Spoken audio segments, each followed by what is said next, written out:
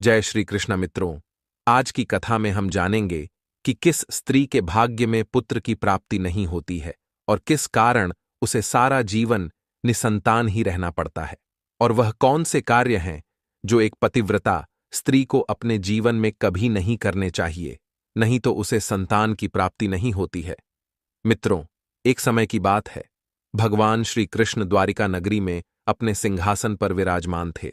तभी उनसे मिलने रानी सत्यभामा आती और भगवान श्री कृष्ण से कहती हैं, हे प्रभु, आज मैं आपसे 3 प्रश्नों का उत्तर पूछने के लिए आई हूँ। तो भगवान श्री कृष्ण कहते हैं, हे देवी, तुम निश्चिंत होकर अपने तीनों प्रश्नों को मुझे बताओ, मैं अवश्य ही तुम्हारे प्रश्नों का उत्तर दूंगा। मित्रों, प्रश्नों को बताते हुए रानी सत्यभामा कहती हैं, हे प्रभु, मेरा पहला प्रश्न यह है कि वह कौन सी स्त्री है जिसके भाग्य में संतान सुख की प्राप्ति नहीं होती है और वह जीवन भर निसंतान ही रहती है। और मेरा दूसरा प्रश्न यह है कि वह कौन सी स्त्री है जो समय से पहले ही विधवा हो जाती है और बिना पति के दुखी जीवन व्यतीत करती है।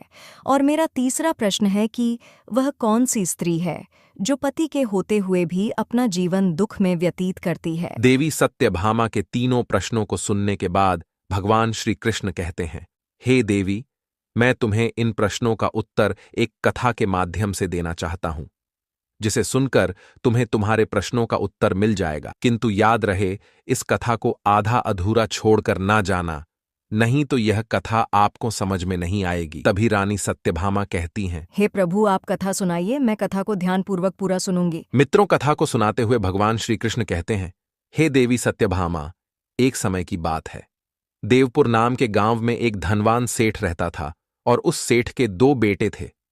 सेठ ने अपने दोनों बेटों की शादी कर दी थी। सेठ और सेठ की पत्नी दोनों ही बहुत दुष्ट स्वभाव के थे। उसके स्वभाव के कारण उसे कोई भी पसंद नहीं करता था। सेठ का बड़ा बेटा और उसकी पत्नी भी दुष्ट स्वभाव की थी, लेकिन सेठ का छोटा बेटा और उसकी पत्नी दोनों बहुत ही सरल स्वभाव के थे। सेठ की छोटी बहू सुंदर और सुशील थी। वह सभी कार्यों में निपुण थी। वह अकेले ही घर का सारा काम करती थी। सुबह और शाम का खाना सबके लिए अकेले उसे ही बनाना पड़ता था और घर में सभी के कपड़े भी वही धोती थीं। इतना सब कुछ करने के बाद भी सेठ की पत्नी और उसकी बड़ी बहू हमेशा उसका अपमान करती रहती थीं और उसे ताने मारा करती थीं। कथा को आगे बताते हुए भगवान श्री कृष्ण कहते हैं, हे देवी सत्यभामा, सेठ की जो बड़ी बहू थी उसको एक बेटा था और छोटी बहू को एक पुत्री थी। सेठ की पत्नी हमेशा उस पुत्री को लेकर अपनी छोटी बहू को ताना मारती रहती थी और उसे तरह तरह की बातें सुनाया करती थी। दोस्तों, आगे की कथा सुनाते हुए भगवान श्री कृष्ण कहते हैं, हे देवी, अब मैं तुम्हें उस सेठ की छोटी बहू की कहानी सुनाता हूं। उसके जीवन में जो घटना घटित हुई वह बहुत ही हृदय विदारक है। हे देवी सत्यभामा, छोटी बहू की कहानी से तुम्हें तुम्हारे पहले प्रश्न का उत्तर मिल जाएगा। तुम्हारा पहला प्रश्न था कि वह कौन सी स्त्री है जिसके भाग्य में कभी पुत्र की प्राप्ति नहीं होती है। तो इस कथा को ध्यान से सुनो। उस सेठ की जो पत्नी थी वह पहले से ही बड़े दुष्ट स्वभाव की थी और उसके दुष्ट स्वभाव के कारण उसकी छोटी बहू और उसका छोटा बेटा उससे बहुत ज्यादा परेशान थे और वह अपनी छोटी बहू को बहुत ही ज्यादा परेशान करती थी। उसको परेशान करने में उसे बहुत मजा आता था। सेठ की छोटी बहू का नाम चंद्रिका था और वह बेचारी घर का सारा काम करती थी। फिर भी सेठ की पत्नी उसे हमेशा ताने मारती, गंदी गंदी गालियां देती और उसे परेशान करती थी। वह कितना भी घर का काम कर ले, पर सेठ की पत्नी हमेशा उसे ही डांटती रहती थी। एक दिन जब चंद्रिका घर में झाड़ू लगा रही थी तो सेठ की पत्नी बोली, इतनी देर हो गई तू अभी तक झाड़ू ही नहीं लगा पाई। मैं मंदिर जा रही हूं और जब तक वहां से आऊंगी तब तक खाना बन जाना चाहिए। अगर मेरे वापस आने तक खाना नहीं बना तो तेरी खैर नहीं। इतना कहकर चंद्रिका की सास मंदिर चली गई। फिर वह बेचारी घर की साफ सफाई करके खाना बनाने में लग गई और खाना बनाते समय वह मन में सोच रही थी, मैं घर का इतना काम करती हूं, फिर भी मेरी सास मुझे हमेशा डांटती रहती है और हमेशा मुझे परेशान करती रहती है और कभी भी मुझसे प्रेम से बात नहीं करती है और घर का सारा काम मुझसे ही करवाती है। चंद्रिका यह सब सोच ही रही थी कि तभी दरवाजा खटखटाने की आवाज आई तो उसने सोचा, अभी तो खाना तैयार भी नहीं हुआ, लगता है मेरी सासू मां आज बहुत जल्दी ही मंदिर से लौट आई हैं। यह सोचकर वह बहुत डर गईं। फिर वह डरते डरते दरवाजे के पास गई और दरवाजा खोला तो उसने देखा कि दरवाजे के बाहर एक साधु महाराज खड़े हैं। उनके मुखमंडल पर दिव्य तेज था, माथे पर चंदन का तिलक लगा हुआ था। साधु महात्मा को देखकर चंद्रिका ने उन्हें प्रणाम किया। फिर वह साधु महाराज राधिका से कहते हैं, बेटी, मुझे कुछ भोजन करा दो, मुझे बहुत जोर की भूख लगी है। तो चंद्रिका बोली, महाराज, मैं आपको भोजन तो करा देती, पर मेरी सांस बहुत दुष्ट स्वभाव की है, वह मुझे बहुत डांटेंगी, और अभी वह मंदिर गई है, मंदिर से आती ही होंगी। यदि वह आ गई और उन्होंने मुझे आपको भोजन कराते देख लिया तो मुझे बहुत मारेगी, इसीलिए आप मुझे क्षमा करें, मैं आपको भोजन नहीं करा सकती। तो साधु महात्मा बोले, बेटी, थोड़ा सा ही भोजन करा दो, मैंने सुबह से कुछ नहीं खाया है। साधु की यह बात सुनकर चंद्रिका को दया आ जाती है और वह साधु महाराज को आदर सहित घर के अंदर बुलाती है और उन्हें भोजन देती है। मित्रों, साधु महाराज भोजन कर ही रहे थे, तभी अचानक से चंद्रिका की सास मंदिर से घर आ जाती है और उस साधु को भोजन करते देखकर अपनी छोटी बहू से गुस्से में बोली, यह मेरा घर है, कोई भोजनालय नहीं है कि किसी भी राह चलते भिखारी को तू भोजन कराएगी, जो हर कोई यहां आकर भोजन करके चला जाएगा, और तुमने इस साधु को भोजन क्यों दिया? क्या अन्न मुफ्त में आता है जो हर किसी को अपने घर में बैठाकर खिलाएगी? मित्रों, इतना कहकर सेठ की पत्नी ने उस साधु को धक्के मारकर अपने घर से बाहर निकाल दिया और उसका खाना उठाकर बाहर रास्ते में फेंक दिया। फिर उसने चंद्रिका से कहा, तूने इस साधु को भोजन क्यों कराया? अन्न कितना महंगा आता है, तुझे पता नहीं? अब घर के लोग क्या खाएंगे? फिर चंद्रिका डरते हुए बोली, साधु महाराज को बहुत भूख लगी थी, इसीलिए मैंने उन्हें भोजन दे दिया था और उन्हें मैंने अपने हिस्से का भोजन दिया है, इसीलिए आज मैं भोजन नहीं करूंगी। और आप इतना गुस्सा क्यों होती हो? भोजन तो मैंने अपने हिस्से का दिया है। यह सुनकर उसकी सांस ने गुस्से में आकर चंद्रिका को भी धक्के मारकर घर से बाहर निकाल दिया और बोली, जा, अब तुझे भी इस घर में रहने की जरूरत नहीं है और अब कभी मेरे घर में मत आना। मित्रों, सेठ की पत्नी ने उस बेचारी को घर से निकाल दिया।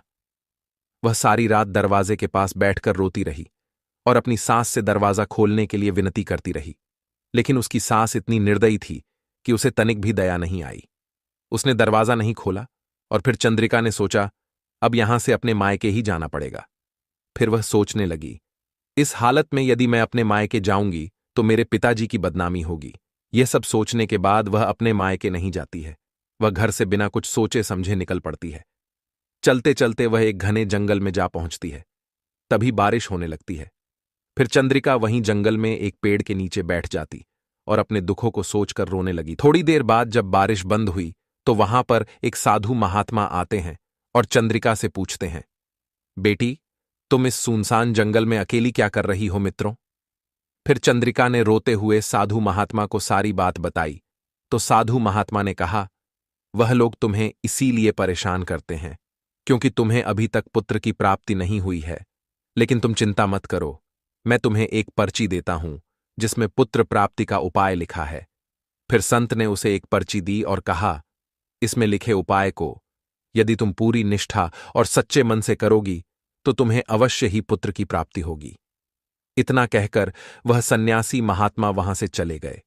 फिर चंद्रिका अपने मन में सोचने लगी, यदि मुझे भी पुत्र हो जाएगा तो मुझे ससुराल में बहुत सम्मान मिलेगा और मेरी सास मेरी बहुत इज्जत करेगी। यह सोचकर वह बहुत प्रसन्न हो गई। फिर उसने पर्ची को खोला और पढ़ा तो उसमें लिखा था, पुत्र प्राप्ति के लिए स्त्री को हमेशा अपने पति के बाएं ओर सोना चाहिए, और पर्ची में आगे लिखा था कि मासिक धर्म शुरू होने के प्रथम 4 दिवस में स्त्री और पुरुष के मिलन से पुरुष रोग प्राप्ति होता है, इसीलिए मासिक धर्म के प्रथम 4 दिन पति पत्नी को सहवास नहीं करना चाहिए तथा मासिक धर्म के 5वें दिन मिलन से कन्या की प्राप्ति होती है और 6ठे दिन मिलन से एक गुणवान और भाग्यशाली पुत्र की प्राप्ति होती है और 7वें दिन मिलन से बंधिया पुत्री होती है तथा मासिक धर्म की 10वीं रात्रि में मिलन करने से अतिश्रेष्ठ और बलवान पुत्र की प्राप्ति होती है। और फिर उस पर्ची में लिखी सारी बातें पढ़कर राधिका अपने मन में सोचने लगी, अब मैं इसी जंगल में रहूंगी। फिर वह जंगल में ही कुटिया बनाकर वह रहने लगी। एक दिन उसका पति अपनी पत्नी को खोजते हुए अपनी पत्नी चंद्रिका के पास आ पहुंचा। मित्रों, अपने पति को देखकर वह उसके गले से लिपट गईं और जोर जोर से रोने लगी। फिर उसके पति ने कहा, हे प्रिय, तुम घर चलो। अपने पति की बात सुनकर चंद्रिका ने उसे पर्ची वाली सारी बात बताई और कहा, अब मैं यहीं रहूंगी जब तक मुझे पुत्र की प्राप्ति नहीं हो जाती। यह सुनकर उसका पति भी उसी के साथ जंगल में रहने लगता है। और फिर चंद्रिका ने अपने मासिक धर्म के दौरान मासिक धर्म की 10वीं रात्रि में अपने पति के साथ सहवास किया और वह गर्भवती हो गई। फिर सुबह स्नान करके राधिका पूजा पाठ करने के लिए बैठी हुई थी और उसका पति खाना बनाने के लिए जंगल में सूखी लकड़ी काटने के लिए चला गया। और फिर एक भयंकर तूफान आया जिससे उसकी झोपड़ी उड़ गई और भारी बारिश होने लगी। और फिर बारिश से बचने के लिए चंद्रिका उसी बड़े से पेड़ के नीचे जाकर बैठ गई और बारिश बंद होने का इंतजार करने लगी। तभी जोर जोर से बिजली चमकने लगी और उसी पेड़ पर 2 राक्षसी आकर बैठ गई जिस पेड़ के नीचे चंद्रिका बैठी थी। फिर वह राक्षसी आपस में बात करते हुए कहने लगी, अब यह स्थान सुरक्षित नहीं है, हमें अब अपना खजाना यहां से ले जाकर कहीं दूसरी जगह रख देना चाहिए। तभी उसमें से एक राक्षसी पेड़ को उठाकर दूसरी जगह रख देती है। मित्रों, उसी पेड़ के जड़ पर बैठी हुई चंद्रिका यह सब देख सुन रही थी। जब राक्षसी ने पेड़ को उठाकर हटाया तो वहां पर बहुत सारा खजाना था, जिसे देखकर चंद्रिका हैरान रह गई। फिर वे दोनों राक्षसी उस खजाने को अपने साथ लेकर चली गईं, लेकिन खजाना इतना ज्यादा था कि वह एक बार में अपने साथ नहीं ले जा सकी। मित्रों, भगवान श्री कृष्ण कहानी को आगे बताते हुए रानी सत्यभामा से कहते हैं, हे देवी, अब कहानी को ध्यान से सुनना, क्योंकि यहीं से आपको पता चलेगा कि किस स्त्री के भाग्य में पुत्र की प्राप्ति नहीं होती है। तो रानी सत्यभामा कहती हैं, हे प्रभु, आप आगे की कथा कहिए, मैं ध्यानपूर्वक सुन रही हूं। तो भगवान श्री कृष्ण कहते हैं, हे देवी।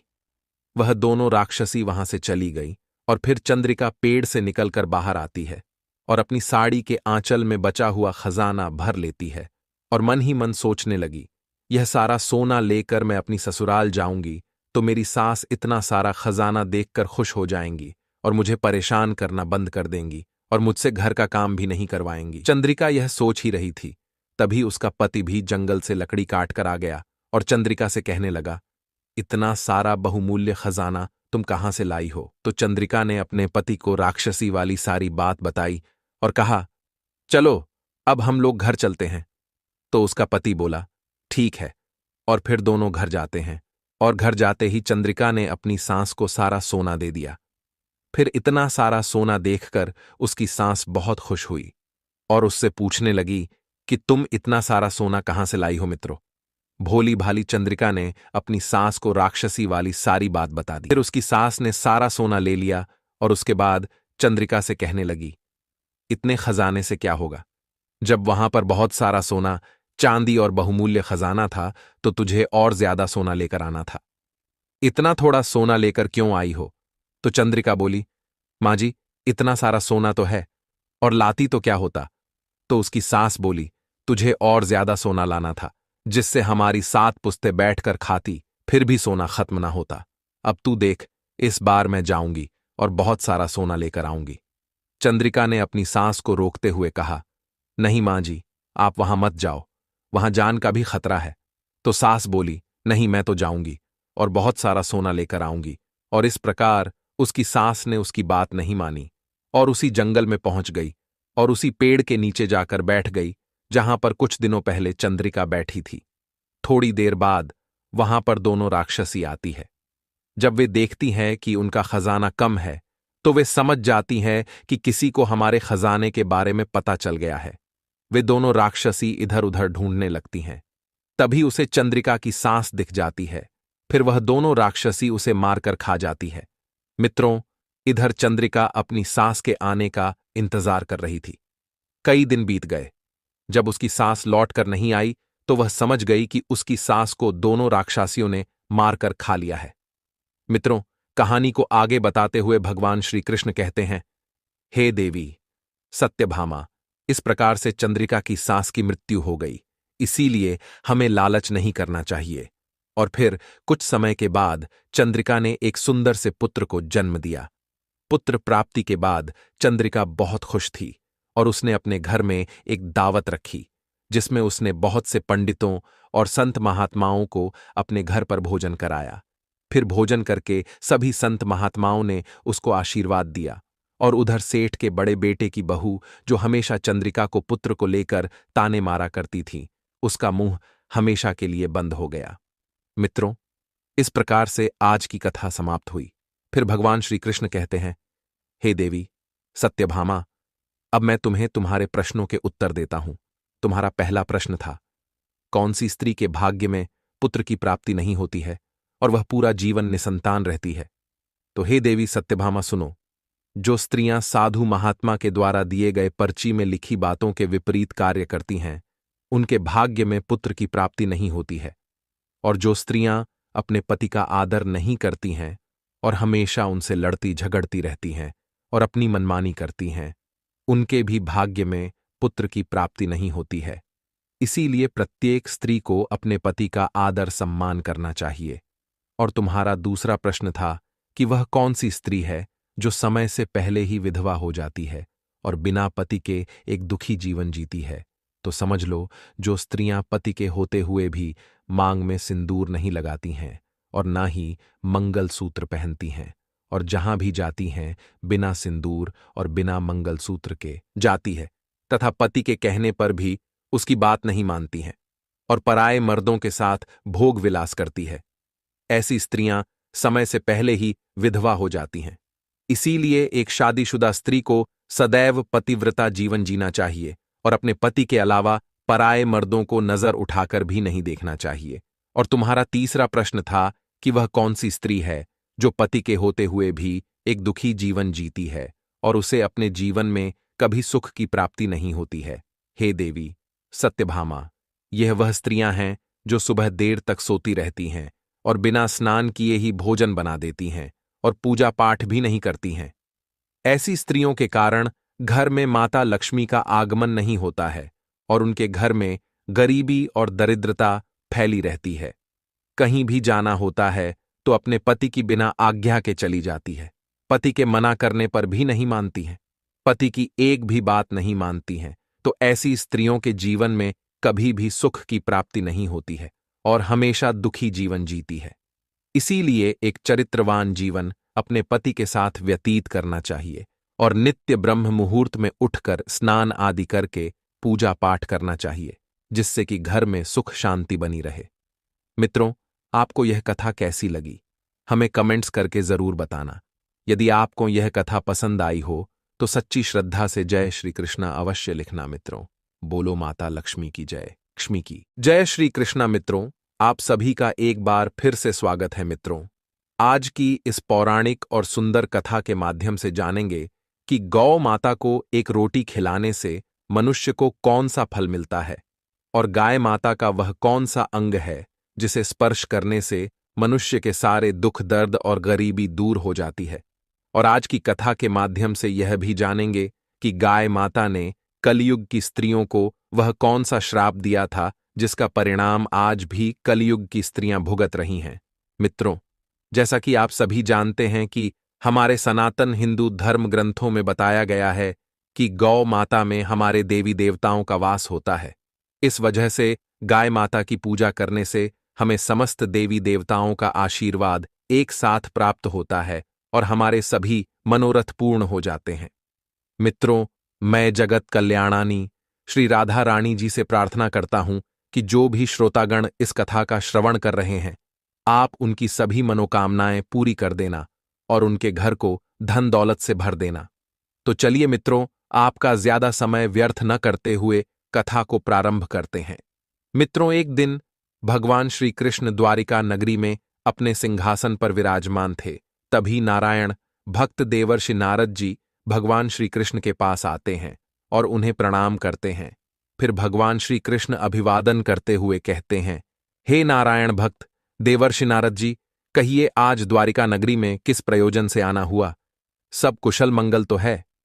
तब देवर्षि नारद जी कहते हैं, हे प्रभु, आप तो समस्त जगत के संचालक हैं, आप तो अंतर्यामी हैं, आपको तो पहले से ही मेरे आने का प्रयोजन पता चल गया होगा, लेकिन आप फिर भी मेरे आने का प्रयोजन पूछ रहे हैं। नारद जी की यह बात सुनकर भगवान श्री कृष्ण मुस्कुराते हुए कहते हैं, हे देवर्षि, आप निसंकोच होकर अपना प्रश्न पूछिए। मैं आपको आपके प्रश्नों का उत्तर अवश्य दूंगा। तब देवर्षि नारद जी कहते हैं, हे प्रभु, आज जब मैं आकाश मार्ग से होते हुए देवलोक की ओर जा रहा था, तो मैंने पृथ्वी लोक पर एक बहुत ही अद्भुत दृश्य देखा। मैंने देखा कुछ मनुष्य गौ माता को रोटी खिला रहे थे, उनकी सेवा और पूजा कर रहे थे, और वही कुछ पापी और दुष्ट मनुष्य गाय माता को मार रहे थे, उनकी हत्या कर रहे थे। हे प्रभु, यह सब दृश्य देखकर मेरे मन में यह प्रश्न उठ रहा है कि जो व्यक्ति गाय की सेवा करता है, उनकी पूजा करता है, उन्हें कौन सा फल मिलता है, और जो व्यक्ति गाय माता को कष्ट देता है, उनकी हत्या करता है, उन्हें क्या सजा मिलती है, और वह कौन सा श्राप था जो गाय माता ने क्रोधित होकर कलयुग की स्त्रियों को दिया था, जिसका परिणाम आज भी कलयुग की स्त्रियां भुगत रही हैं। तब भगवान श्री कृष्ण जी मुस्कुराते हुए देवर्षि नारद जी से कहते हैं, हे नारायण भक्त, आपके यह सभी प्रश्न बहुत ही महत्वपूर्ण हैं, और आपने इन सभी प्रश्नों को पूछकर समस्त संसार का कल्याण किया है। इसलिए आज मैं आपके इन प्रश्नों का उत्तर एक अत्यंत ही सुंदर कथा के माध्यम से देना चाहता हूं। आप इस कथा को ध्यानपूर्वक सुनना, तभी आपको आपके प्रश्नों के उत्तर मिलेंगे। मित्रों, भगवान श्री कृष्ण कथा सुनाते हुए कहते हैं, हे देवर्षि, प्राचीन काल की बात है। विदेह राज्य में एक अत्यंत ही शोभायमान और रमणीक नगर था। उस नगर में संगम नाम का एक धनवान सेठ रहता था। ईश्वर की कृपा से उसके घर में किसी भी चीज की कोई कमी नहीं थी। वह प्रतिदिन सुबह सुबह उठकर नित्य कर्म करने के बाद ईश्वर की पूजा आराधना करता था। उसके जीवन में कोई दुख दर्द नहीं था। वह सुखी पूर्वक अपने जीवन का निर्वाहन कर रहा था। लेकिन मित्रों, कहते हैं ना कि मनुष्य के जीवन में सुख दुख का होना जरूरी है, तभी मनुष्य को जीवन जीने का महत्व पता चलता है। मित्रों, उस सेठ के साथ भी ऐसा ही कुछ हुआ था। उसके जीवन में सिर्फ एक ही दुख था कि उसको अभी तक संतान सुख की प्राप्ति नहीं हुई थी। इस वजह से वह बहुत ही दुखी रहता था। उसने पुत्र प्राप्ति के लिए बहुत उपाय किए, बड़े बड़े वैद्य और हकीम को बुलाया, किंतु उसे संतान सुख की प्राप्ति नहीं हुई। एक दिन संगम अपने व्यापार के किसी कार्य से दूसरे नगर की तरफ जा रहा था। तभी रास्ते में देखा कि एक तपस्वी महात्मा एक वट वृक्ष के नीचे भगवान की तपस्या में लीन है। जब संगम ने सन्यासी महात्मा को देखा तो वह अपने स्थान पर रुक जाता है और फिर सन्यासी महात्मा समीप जाकर बैठ जाता है। कुछ देर ऐसे ही बैठने के बाद वे तपस्वी महात्मा जी जब अपनी आंखें खोलते हैं तो संगम उन महात्मा को प्रणाम करता है और हाथ जोड़कर कहता है, हे सन्यासी महात्मा, आप तो बहुत ही तेजस्वी और ज्ञानी हैं। कृपया आप मेरे दुख को दूर कीजिए। मैं अपने जीवन से बहुत ही परेशान हूं। तब वे सन्यासी महात्मा कहते हैं, हे पुत्र, तुम्हें किस बात का कष्ट है? तुम तो देखने में बहुत ही धनवान लग रहे हो। तुम्हें किस बात का कष्ट हो सकता है? फिर संगम सेठ बड़े ही दुखी मन से कहता है, हे सन्यासी महात्मा, मेरे जीवन में केवल एक ही दुख है, और वह यह है कि मेरे विवाह को कई वर्ष बीत चुके हैं, लेकिन अभी तक मुझे संतान की प्राप्ति नहीं हुई है। हे महात्मा, कृपया आप मुझे यह बताने का कष्ट करें कि मुझे संतान की प्राप्ति क्यों नहीं हो रही है, और आप कृपया करके मुझे संतान प्राप्ति का उपाय भी बताएं, जिसे करने के बाद मुझे संतान का सुख मिल सके। तब वे महात्मा जी अपनी अंतर्मन की शक्ति से उस संगम सेठ के जीवन में घटित सभी घटनाओं को देख लेते हैं। फिर वह संगम से कहते हैं, अरे मूर्ख मानव, तूने एक घोर पाप किया है। मित्रों, ब्राह्मण महात्मा के क्रोध को देखकर संगम बहुत डर गया और उसने डरते हुए पूछा, हे महात्मा, मैंने ऐसा कौन सा पाप किया है? फिर वह सन्यासी महात्मा कहते हैं, हे दुष्ट मनुष्य, जब तू व्यापार करके अपने नगर की तरफ आ रहा था तो रास्ते में एक वृक्ष के नीचे एक गाय अपने बछड़े के साथ भूख प्यास से तड़प रही थी। उस गाय ने तुझसे सहायता भी मांगी थी, लेकिन तूने ना तो उस गाय को भोजन करवाया और ना ही तूने उस गाय को पीने के लिए पानी दिया, और गाय माता की आवाज को सुनकर तूने नजरअंदाज कर दिया था, और तेरी इसी गलती को देखकर उस असहाय गौ माता ने क्रोध में आकर तुझे संतान ना होने का श्राप दे दिया था। हे मानव, जो भी व्यक्ति गाय माता को कष्ट में देखकर उनकी सहायता नहीं करता है, उस व्यक्ति को घोर पाप लगता है और वह जीवन में बहुत दुखी रहता है। मित्रों, आगे भगवान श्री कृष्ण जी देवर्षि नारद जी से कहते हैं, हे देवर्षि नारद, इस प्रकार से उन महात्मा जी ने संगम सेठ को उसके पापों के बारे में बता दिया। तब वह सेठ रोते हुए कहता है, हे भगवान, मुझसे इतना बड़ा पाप कैसे हो गया? मुझे अपने आप से घृणा हो रही है। मेरी वजह से एक गाय और उसके बछड़े को दुख सहना पड़ा। फिर संगम सेठ उन महात्मा जी से कहता है, हे गुरुदेव, मैं अपने इस पाप को सुधारना चाहता हूं। मैं जानता हूं कि मेरा अपराध क्षमा योग्य नहीं है, लेकिन फिर भी मैं अपनी इस उद्दंडता का प्रायश्चित करना चाहता हूं। कृपया करके आप मुझे इसका कोई उपाय बताएं, जिसे करने के बाद मुझे मेरे पापों से मुक्ति मिल सके। संगम की यह बात सुनकर सन्यासी महात्मा संगम से कहते हैं, हे सेठ, तुम दुखी मत हो। मैं तुम्हें अपने आश्रम की सुरभि नामक गाय को तुम्हें सौंप रहा हूं। यह उसकी गाय का बच्चा है, जिसकी तुमने सहायता नहीं की थी। आज से तुम उस गाय की सेवा करो, उसकी पूजा आराधना करो। वह तुम्हें अवश्य ही पुत्र प्राप्ति का वरदान देगी। फिर वे महात्मा जी संगम सेठ को एक मंत्र जाप करने के लिए कहते हैं और कहते हैं कि तुम्हें इस मंत्र का जाप करना है। अगर पहली ही बार मंत्र का जाप करने से सुरभि गाय तुम्हारे पास आ जाती है, तो तुम्हें पुत्र की प्राप्ति अवश्य होगी। और अगर वह गाय किसी वजह से तुम्हारे पास नहीं आती है, तो जरूर तुमसे पृथ्वी की सारी गौ माताएं रुष्ट हो गई हैं। तब वह सेठ उस मंत्र का जाप करने लगता है। उसके पहली बार मंत्र का जाप करते ही सुरभि नाम की गाय उस आश्रम में आ जाती है। ये देखकर महात्मा जी बोले, हे सेठ, तुम बहुत ही भाग्यशाली हो। ये गाय निश्चित ही तुम्हारे सभी दुखों को दूर कर देगी। तुम इस गाय को अपने साथ ले जाओ और इसकी सेवा करो। इतना कहने के बाद सेठ सन्यासी महात्मा से आज्ञा लेकर उस गाय को अपने साथ लेकर चल देता है। अब तो वह सेठ गाय को सारा दिन जंगल में चराता और उसके पीछे पीछे चलता रहता और हिंसक पशुओं से उसकी रक्षा करता। शाम के समय जब वह गाय को चराकर वापस घर आता, तो उसकी पत्नी सुरभि गाय की सेवा करती, उसकी पूजा आराधना करती, गौ माता को रोटी खिलाती और सुबह होते ही वह सेठ गाय को चराने के लिए वन में लेकर चला जाता है। और वन में पहुंचकर वह सेठ गाय को हरी हरी घास खिलाने लगता है। और जब वह गाय किसी वृक्ष के नीचे विश्राम करने के लिए बैठती है, तो वह सेठ भी उसके साथ बैठ जाता है और विश्राम करने लगता है। फिर वह सेठ उस गाय के शरीर पर बैठी हुई मच्छर मक्खियों को हटाने लगता है और अपने हाथों से उसके मस्तक को सहलाने लगता है। इस प्रकार से उस सेठ को गाय माता की सेवा करते हुए जब शाम हो जाती है, तो संगम उस गाय के साथ अपने घर लौट आता है। घर पहुंचते ही वह गाय जब अपने खुर से धूल उड़ाती है, तो संगम का शरीर पवित्र हो जाता है और उसके सभी पाप नष्ट हो जाते हैं। फिर संगम की पत्नी रोज की तरह गौ माता की विधिपूर्वक से पूजा आराधना करती है और उसके चरणों में मस्तक झुकाती है। फिर उस सुरभि गाय की प्रदक्षिणा करती है और हाथ जोड़कर वह उसके आगे खड़ी हो जाती है, और वह गाय संगम सेठ की पत्नी की पूजा को स्वीकार कर लेती है और सेठ की पत्नी पर अपनी दृष्टि डालकर उसके सभी दोष समाप्त कर देती है। मित्रों, गौ माता की दृष्टि पड़ते ही उस सेठ की पत्नी पवित्र हो जाती है।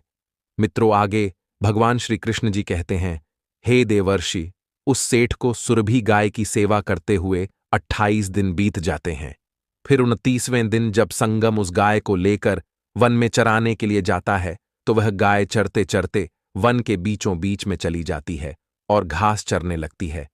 तभी अचानक से एक शेर पीछे से आकर उस सुरभि गाय को बलपूर्वक दबोच लेता है। संगम को उस शेर के आने की आहट तक नहीं होती है। उस शेर के कसकर पकड़ने के कारण सुरभि गाय दर्द भरे स्वर में जोर जोर से आवाज लगाती है, हे सेठ, मेरी रक्षा करो, हे सेठ, मेरी रक्षा करो, मुझे इस शेर से बचाओ। जैसे ही संगम गाय की आवाज सुनता है, वह तुरंत दौड़ता हुआ उस गाय के पास पहुंच जाता है और वह देखता है कि एक खूंखार शेर ने गौ माता को बलपूर्वक दबोच रखा है। इस वजह से गाय माता की आंखों से आंसुओं की धारा बह रही है। यह देखकर संगम बहुत ही दुखी हो जाता है और अपने हाथ में लिए हुए डंडे से शेर को मारने के लिए आगे बढ़ता है। तभी वह शेर दहाड़ते हुए कहता है, हे मानव, मेरे ऊपर प्रहार करना तुम्हारे बस की बात नहीं है, क्योंकि मेरे ऊपर भगवान शिव जी की कृपा है। मेरी ही पीठ पर पैर रखकर भगवान शिव जी नंदी पर बैठते हैं, इसीलिए तुम मुझे मारने की चेष्टा मत करो और यहां से लौट जाओ। आज ईश्वर ने मुझे इस गाय को मेरे ग्रास के रूप में नियुक्त किया है, इसीलिए तुम मुझे परेशान मत करो और अपनी जान बचाकर यहां से चले जाओ। फिर संगम डरते हुए कहता है, हे सिंहराज, कृपया आप इस गाय को ना मारे। यह गाय एक बहुत ही तपस्वी महात्मा जी ने मुझे मेरे सभी मनोरथ को पूर्ण करने के लिए दी है। कृपया आप इसकी हत्या ना करें, क्योंकि इसकी हत्या करने पर तुम्हें महापाप लगेगा, और इसका एक छोटा बछड़ा भी है जो घर पर इसका इंतजार कर रहा है। उन महात्मा जी ने मुझे इस गाय की रक्षा और सेवा करने का आदेश दिया है। मैं इस गाय को मरने के लिए छोड़कर नहीं जा सकता। तुम भगवान शिव के सेवक हो, इसीलिए तुम्हारे मुख से इस गाय को छुड़ाना मेरे लिए असंभव है। इसीलिए हे सिंहराज, मेरी आपसे विनती है कि आप इस गाय को छोड़ दीजिए।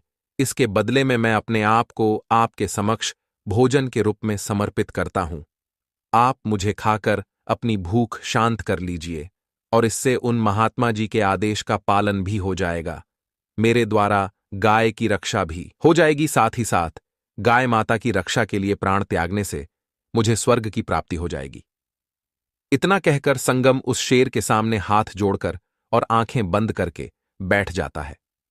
फिर अचानक से संगम के कानों में एक स्वर सुनाई देता है, हे पुत्र, उठो और अपनी आंखें खोलो। मैं तुम्हारी सेवा से बहुत ही प्रसन्न हूं। यह सुनकर संगम उठकर खड़ा हो जाता है और वह अपने सामने उस गाय को देखता है और कहता है, हे गौ माता, वह शेर कहीं दिखाई नहीं दे रहा है जिसने आपको बलपूर्वक दबोच रखा था। फिर वह सुरभि गाय सेठ से कहती है, हे पुत्र, मैंने ही अपनी माया से शेर का रूप धारण कर लिया था। मैं तुम्हारी परीक्षा लेना चाहती थी। मैं यह देखना चाहती थी कि संकट आने पर तुम अपने प्राण बचाते हो या मेरे प्राण बचाते हो। हे पुत्र, अब तुम मेरी परीक्षा में सफल हो गए, इसीलिए मैं तुम पर बहुत प्रसन्न हूं। अब तुम मुझसे वरदान मांगो। तुम्हें कौन सा वरदान चाहिए? मैं अवश्य ही तुम्हारी उस मनोकामना को पूर्ण करूंगी। फिर संगम सेठ कहता है, हे गौ माता, मेरी केवल एक ही मनोकामना है। कृपया आप मुझे संतान प्राप्ति का सुख प्रदान कीजिए। सेठ की यह बात सुनकर सुरभि गाय ने कहा, हे पुत्र, तुम एक पत्ते के दोने में मेरा दूध लेकर अपनी पत्नी के साथ पान करो। इससे तुम्हें एक बहुत ही विद्वान, ज्ञानी और धर्म का पालन करने वाली संतान की प्राप्ति होगी। फिर वह सेठ उस गाय को अपने साथ घर लेकर आ जाता है, और शाम के समय सेठ की पत्नी और सेठ सुरभि गाय की पूरे विधि विधान से पूजा करने लगते हैं। तभी सुरभि गाय सेठ की पत्नी से कहती है, हे पुत्री, तुम मेरी पीठ को स्पर्श करो। ऐसा करने से तुम्हें एक अत्यंत ही गुणवान और सदा धर्म का पालन करने वाली संतान की प्राप्ति होगी। फिर उस सेठ की पत्नी ने गाय की पीठ को स्पर्श किया, उसके बाद पूजा आराधना किया। फिर गाय माता के अमृत के समान दूध को प्रसाद समझकर दोनों ने ग्रहण किया। उसके बाद सेठ और सेठ की पत्नी महात्मा जी के आश्रम में जाते हैं और सन्यासी महात्मा को प्रणाम करते हुए उनका धन्यवाद करते हैं। फिर सन्यासी महात्मा कहते हैं, हे सेठ, अब तुम अपने पाप से मुक्त हो चुके हैं और तुम्हारी मनोकामना पूर्ण हुई। मित्रों, जो भी मनुष्य गाय की सेवा करता है, उसे भोजन कराता है, उसकी पूजा करता है, उसके सभी काम सफल होते हैं। जो भी मनुष्य गाय की रक्षा करता है, उसकी जीवन में कभी दुर्गति नहीं होती है। मृत्यु के बाद वह देवलोक में जाता है और भगवान के दर्शन करने का सौभाग्य उसे प्राप्त होता है। जो मनुष्य गाय का दूध पीता है, वह सभी रोगों से दूर रहता है। जो गाय का दान करता है, उसे मोक्ष की प्राप्ति होती है। जो स्त्री या पुरुष रोज गाय को रोटी खिलाता है, वह व्यक्ति नरक की वैतरणी नदी को गाय की पूंछ पकड़कर पार कर लेता है। और जो मनुष्य गाय की पीठ को स्पर्श करता है, उसके सभी पाप नष्ट हो जाते हैं। मित्रों, गौ माता समस्त पापों का नाश करने वाली और सभी मनोरथ को पूर्ण करने वाली है। इसलिए हमें सदैव गाय माता, इसकी रक्षा और पूजा करनी चाहिए। ऐसा करने से मनुष्य को दोबारा मनुष्य योनि में जन्म लेने का सुख प्राप्त होता है, और गाय की सेवा करने से मनुष्य रंक से राजा बन सकता है। गाय की सेवा करने से ही मनुष्य के सभी कार्य सफल होते हैं, उसकी दरिद्रता और गरीबी समाप्त हो जाती है। आगे भगवान श्री कृष्ण जी कहते हैं, हे देवर्षि नारद, इस प्रकार से सुरभि गाय की सेवा करने से संगम नाम के सेठ को 2 पुत्र और 1 कन्या की प्राप्ति हुई। मित्रों, फिर भगवान श्री कृष्ण जी कहते हैं, हे देवर्षि नारद, अब तो आपको आपके पहले प्रश्न का उत्तर मिल गया होगा। आपका दूसरा प्रश्न था कि जो व्यक्ति गाय माता को मारता पीटता है और उन पर अत्याचार करता है, उन्हें कौन सा दंड मिलता है। तो मैं आपको बता दूं कि उन व्यक्तियों को नर्क लोक के देवता यमराज द्वारा कठोर से कठोर सजा दी जाती है। उन्हें कुंभीपाक नर्क के अग्निकुंड में कई वर्ष के लिए डाल दिया जाता और वह मनुष्य उस अग्निकुंड में अपने पापों की सजा भुगतता है। फिर भगवान श्री कृष्ण कहते हैं, हे देवर्षि नारद जी, अब तो आपको आपके सभी प्रश्नों के उत्तर मिल ही गए। तब देवर्षि नारद जी कहते हैं, हे प्रभु, आपने मेरे एक प्रश्न का उत्तर नहीं दिया। वह प्रश्न है कि गौ माता ने संसार की समस्त स्त्रियों को कौन सा श्राप दिया था जिसे आज भी कलयुग की स्त्रियां भोग रही हैं। मित्रों, देवर्षि नारद जी की यह बात सुनकर भगवान श्री कृष्ण ने कहा, हे देवर्षि नारद, इस प्रश्न का उत्तर जानने के लिए आपको एक और कथा सुननी होगी। फिर देवर्षि नारद जी कहते हैं, हे प्रभु, आप कथा सुनाइए। मैं आपको वचन देता हूं कि मैं इस कथा को अंत तक अवश्य सुनूंगा। मित्रों, भगवान श्री कृष्ण जी कथा प्रारंभ करते हुए कहते हैं, हे देवर्षि नारद, प्राचीन काल की बात है। एक नगर में संतोष नाम का व्यक्ति रहता था। संतोष एक लालची और महाकंजूस व्यक्ति था। उसके पास एक बहुत ही सुंदर गाय थी। उस गाय का एक छोटा बछड़ा भी था। वह गाय दूध देती थी, जिसे बेचकर संतोष अपने घर का खर्चा चलाता था। संतोष इतना निर्दयी व्यक्ति था कि वह गाय के बछड़े के लिए थोड़ा सा ही दूध बचाता था। इतने कम दूध में मुश्किल से ही उस गाय के बछड़े का पेट भरता था।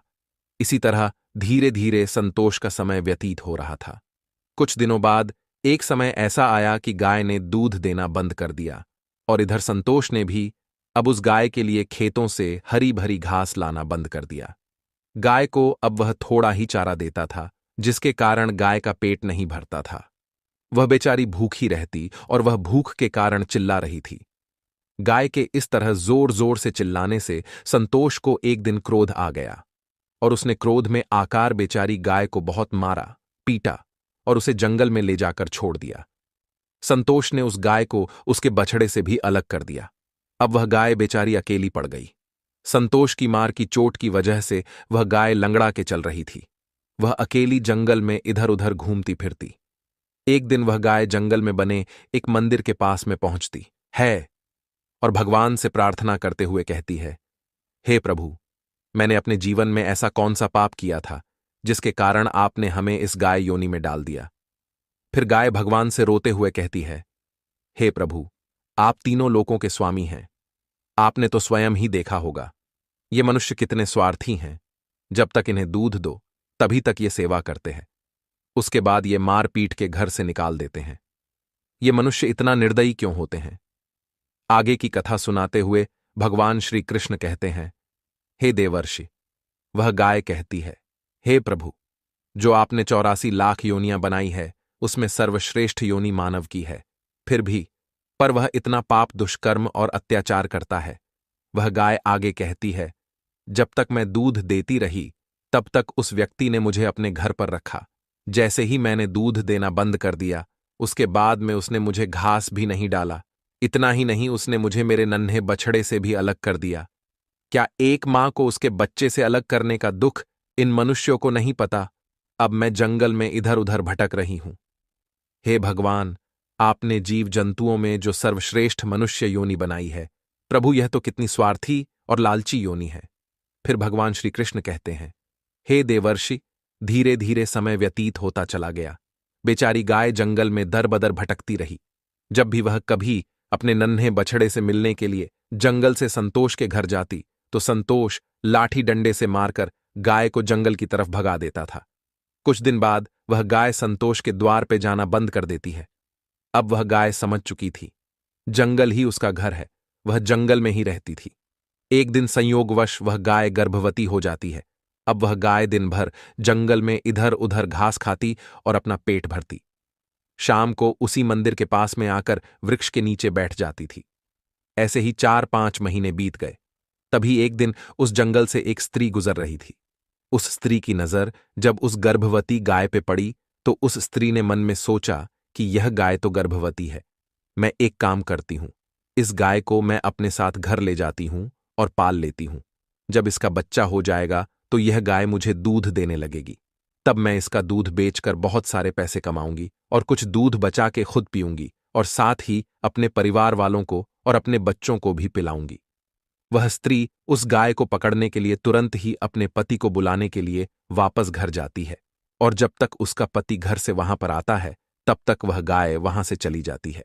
धीरे धीरे और समय व्यतीत होता गया और गाय के प्रसव का समय नजदीक आ गया।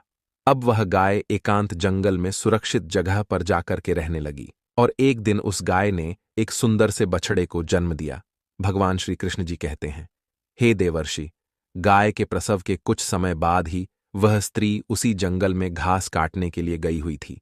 जैसे ही उसने दूर से देखा कि एक गाय ने बच्चा दिया है, तब वह स्त्री उस गाय के निकट गई और उसने ध्यान से उस गाय को देखा तो बोली कि अरे, यह तो वही गाय है जिसे मैं पालने के लिए सोच रही थी। इस गाय ने तो बछड़ा दे दिया। चलो अच्छा हुआ, अब तो मैं इस गाय को पकड़कर अपने घर ले जाऊंगी। जैसे ही वह स्त्री उस गाय को पकड़ने के लिए जाती है, तभी वह गाय उस स्त्री से कहती है, हे बहन, आज तुम हमारे ऊपर एक उपकार कर दो। यह हमारा बच्चा कीचड़ में पड़ा हुआ है। कृपया इसे उठाकर तुम मेरी पीठ के ऊपर रख दो। मैं अपने बच्चे को लेकर के किसी सुरक्षित जगह पर चली जाऊंगी, क्योंकि यह स्थान मेरे बच्चे के लिए सुरक्षित नहीं है। मेरा बच्चा 8 महीने बाद चलने लायक हो पाएगा, अभी यह अपने पैरों पे नहीं चल सकता। भगवान श्री कृष्ण कहते हैं, हे देवर्षि, ऐसा अभी है, पहले ऐसा नहीं था। पहले गाय का बच्चा 8 महीने के बाद ही अपने पैरों पर चलने लायक हुआ करता था। मित्रों, जैसे ही उस स्त्री ने गाय की ये बात सुनी तो वह बहुत जोर जोर से हंसने लगी और कहने लगी, तुम्हारा बच्चा इतना गंदा है, इतनी गंदगी में यह पड़ा है, मैं तुम्हारे बच्चे को उठा करके तुम्हारी पीठ पर क्यों रखूं? मैं तुम्हारे ऊपर यह उपकार क्यों करूं? उस स्त्री ने उस गाय का बहुत मजाक बनाया और बेचारी लाचार और असहाय गाय पर वह स्त्री देर तक हंसती रही। बेचारी गाय अपने बच्चे को उठा नहीं सकती थी। उसी समय दुखी होकर के गाय ने स्त्रियों को श्राप दे दिया। उसने श्राप देते हुए कहा कि जाओ, आज तुम्हारा बच्चा जन्म लेने के बाद तुरंत चलने लगता है, किंतु आज मैं श्राप देती हूं, तुम्हारा बच्चा जन्म लेने के 8 महीने बाद ही अपने पैरों पर चलने लायक होगा। और जो यह मेरा बच्चा आज चल नहीं पा रहा है, आज के बाद यह पैदा होते ही बहुत जल्द अपने पैरों पर चलने लायक हो जाएगा। तब भगवान श्री कृष्ण कहते हैं, हे देवर्षि, इसी श्राप के कारण स्त्रियों का बच्चा पैदा होते ही अपने पैरों पर नहीं चल पाता, क्योंकि गौ माता ने समस्त संसार की स्त्रियों को श्राप दिया था, परंतु गाय माता का जो बच्चा होता है वह तुरंत चलने लायक हो जाता है। इस प्रकार भगवान श्री कृष्ण कहते हैं, हे देवर्षि, अब तो आपको इस कथा के द्वारा पता चल ही गया होगा कि आखिर किस कारण से स्त्री का बच्चा पैदा होते ही नहीं चल पाता और वह कौन सा श्राप है जो गाय ने स्त्री को दिया था। तब देवर्षि नारद जी कहते हैं कि हे प्रभु, अब मुझे मेरे सभी प्रश्नों का उत्तर मिल गया है। आपके मुख से इन प्रश्नों का उत्तर सुनने के बाद मैं धन्य हो गया। मित्रों, कहा जाता है कि सतयुग में जिस समय सुखदेव जी पैदा हुए थे, तो सुखदेव जी पैदा होने के तुरंत बाद ही अपने पैरों पर चलने लगे थे और महर्षि वेदव्यास भी जन्म लेने के तुरंत ही बाद अपने पैरों पर चलने लगे थे। लेकिन यह बात सतयुग की थी। कलयुग में ऐसा नहीं है, क्योंकि गाय माता ने कलयुग में समस्त स्त्री जाति को श्राप दे दिया था। उसी दिन से समस्त स्त्रियों के जो बच्चे पैदा होते, वे 8 महीने के बाद ही अपने पैरों पर चलने लायक हो पाते हैं और गाय का बच्चा जन्म लेने के थोड़ी देर बाद से अपने पैरों पर चलने लायक हो जाता है। मित्रों, भगवान श्री कृष्ण जी कहते हैं, हे देवर्षि, मनुष्य को किसी भी जीव को परेशान नहीं करना चाहिए और ना ही उसकी आत्मा को कष्ट देना चाहिए। यही सत्य है और यही सबसे बड़ा धर्म है। इसलिए हमें सदैव असहाय जीव जंतुओं की सहायता करनी चाहिए और उनकी मदद करनी चाहिए। गाय के उस श्राप का खामियाजा स्त्रियों को आज भी भुगतना पड़ रहा है। मित्रों, इस प्रकार से आज की यह ज्ञान से परिपूर्ण कथा समाप्त हुई। आशा करता हूं आपको यह कथा पसंद आई होगी। मित्रों, कमेंट में जय श्री कृष्णा, जय गौ माता अवश्य लिखना। प्रिय मित्रों, वीडियो देखने के लिए आप सभी का धन्यवाद।